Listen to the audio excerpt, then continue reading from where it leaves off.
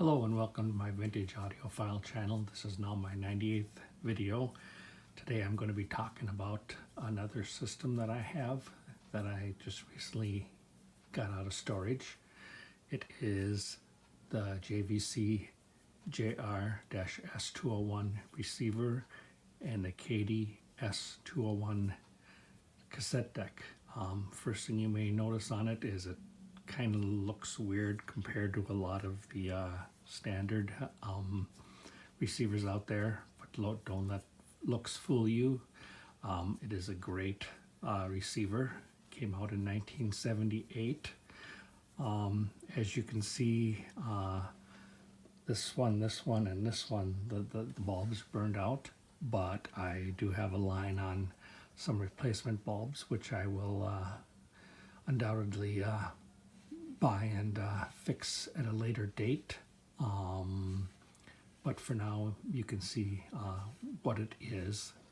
The one feature that you see on this that is different from just about any other receivers back in the day is the fact that this here comes out further than this regular surface, giving it kind of a space age look. There's a lot of conjecture between audiophiles on whether they like that design or not. Some absolutely hate it, thinks it's ugly. Others absolutely love it. And I'm kind of tended towards the latter. That's why I purchased it in the first place. It has a lot of different features on it. We've got the FM, AM, phono, auxiliary, and then there's a FM mute defeat button so that you can either have it quiet between stations or all staticky as you're going up the dial or down the dial. It has a built-in graphic equalizer, 5-band, that with the push button sliders. It has a slider balance button and a slider volume button.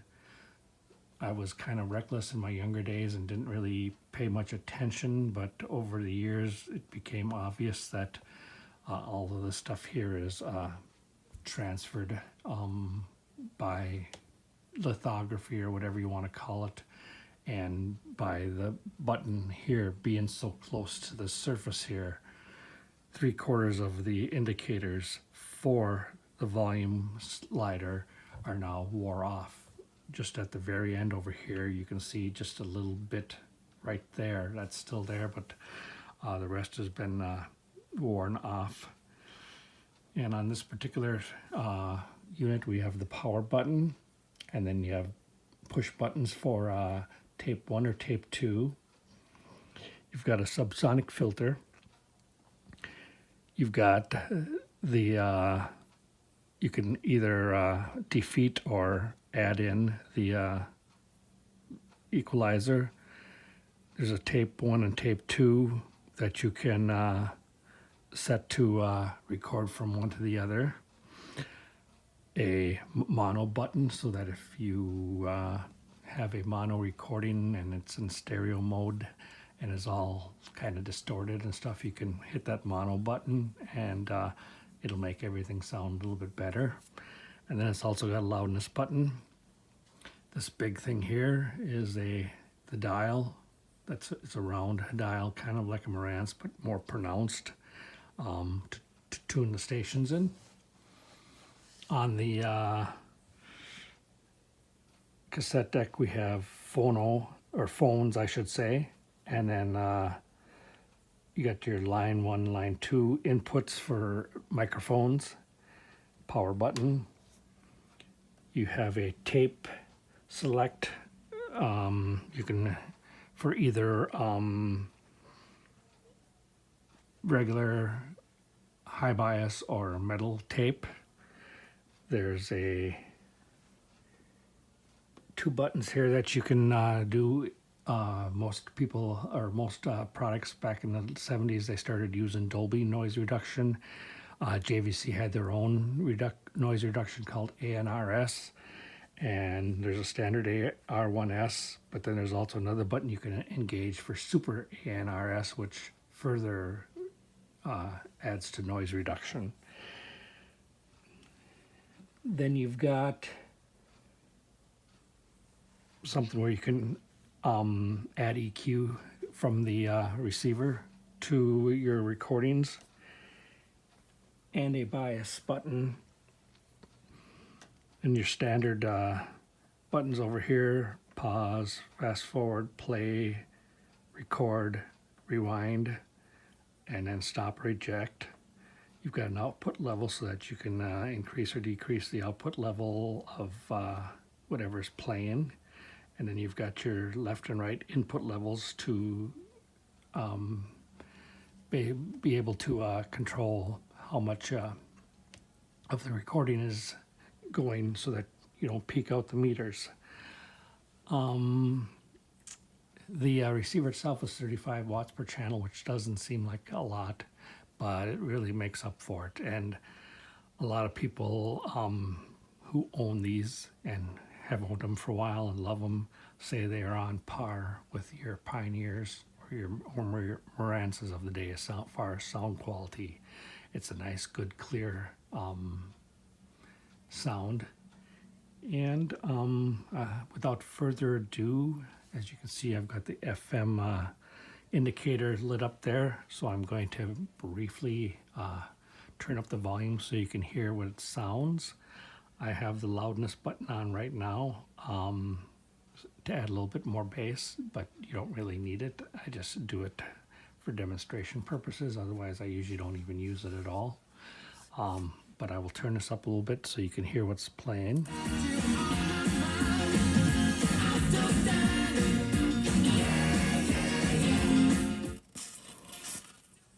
So you can see that works. I'm sorry I can't play it too long because I'm trying to not get any copyright restrictions on my video. AM, of course, is AM. Not much around here comes on at this time of day, which is fairly late. The phono. I will temporarily move this up here so you can see that I've got a phono hooked up to it. Unfortunately, it isn't a JVC model because my JVC turntable kind of crapped out on me a long time ago and I got rid of it. What I have in its place right now, which is very similar to the JVC turntables of the era, is a Toshiba fully automatic belt drive. I've got it queued up to play a snippet of a song here. So without further ado, I will do that. And turn the volume up.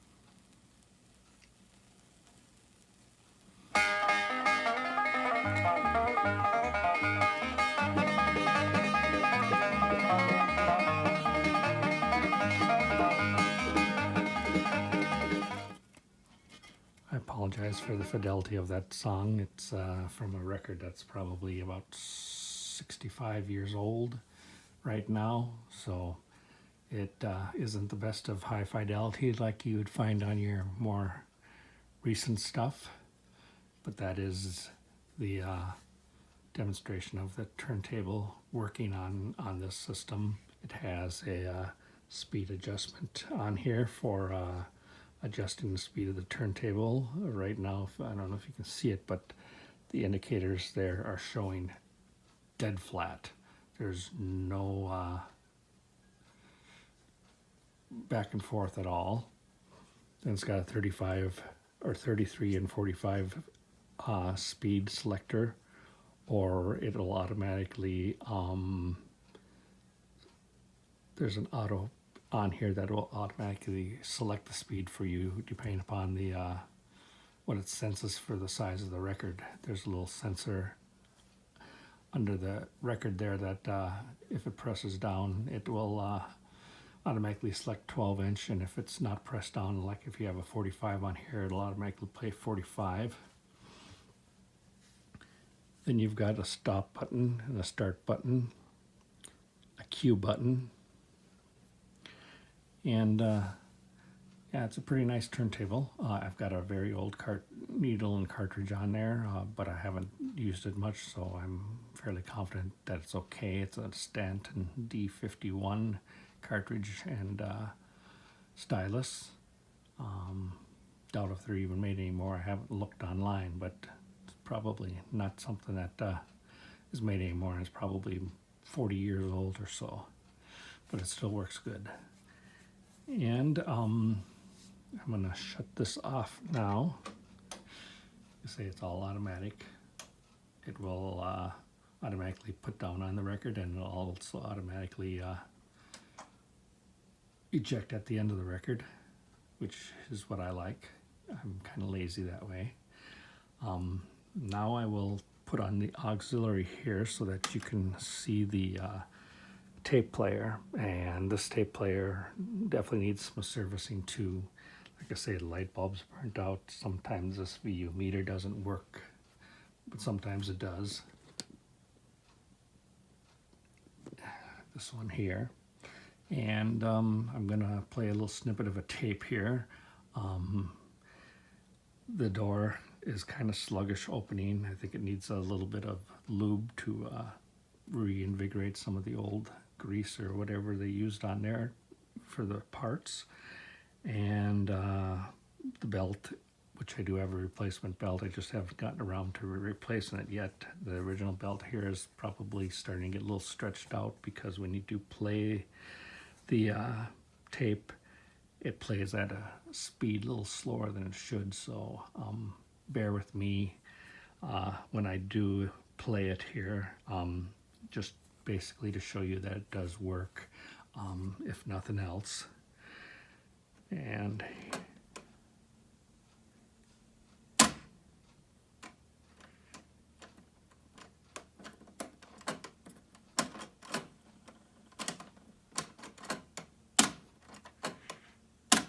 for some reason it's not working right now, and I don't know why, because it was just working a few minutes ago before I started this video. Maybe the belt finally has given away. I don't know, but I'll have to check it out. Sorry for that, folks. Didn't want to get your hopes up too high, although it probably wasn't as high as my hopes. So that's something I'll need to look at. Like I say, I do have the replacement belt, so I can get that replaced, and maybe in a future video down the line I will highlight this particular cassette deck again to show you that it does work and that it does sound great. The speakers I'm using on this, as you can see from the decal, are the JBLs that I always use for almost all my videos. It's my good old standby. And other than that, there isn't too much else to talk to you about today about this system, except that if you ever find one and it's in working condition, don't hesitate to snatch it up, because it is very nice. It does sell for a little cheaper than what a lot of other receivers of that era is, and that's basically because of the divide between those who like the design and those who don't like the design. But there's absolutely nothing wrong with the receiver as a receiver. It's great sounding. When I'm here by myself in private, as I've been testing this out, I'm rediscovering just how much I like this receiver and why I bought it in the first place. And I've been cranking it to levels that I don't normally crank my gear, because it sounds so good. Anyways, thank you very much for watching my video. I hope you enjoyed it. I know I enjoyed it, talking to you about it, bringing back a lot of memories as I'm talking to you about the times I've played this in the past and times I've played it now. And if you like this video, could you please subscribe to my video and leave me a like? I would very much appreciate it. I continue to do these videos not only because I love to do them, but because I want to share what I have with the rest of the world. Maybe show people that there are things that they may not have even heard of before that are viable options for those who are looking for a vintage receiver. And like I say, this one's about 45 years old now, so it still runs pretty darn good for a 45-year-old. I've never done anything to it, as you can tell by the need for replacing bulbs and stuff like that, and it could probably use a little deoxit on the controls because sometimes they're a little scratchy, but that's to be expected for something that hasn't been monkeyed around with for almost 50 years. But those are easy fixes, and it's just a matter of me finding the time to do it, and there's never enough time to do what you really want to do, so you just gotta try to make time. Anyways, I thank you for watching this video, and please, like I said, subscribe. Leave me any positive or negative feedback, and I answer all the replies that I get. So until next time, please have a great day, have a happy new year, and we'll see you in the coming year. Thank you very much. Have a great day. Bye-bye.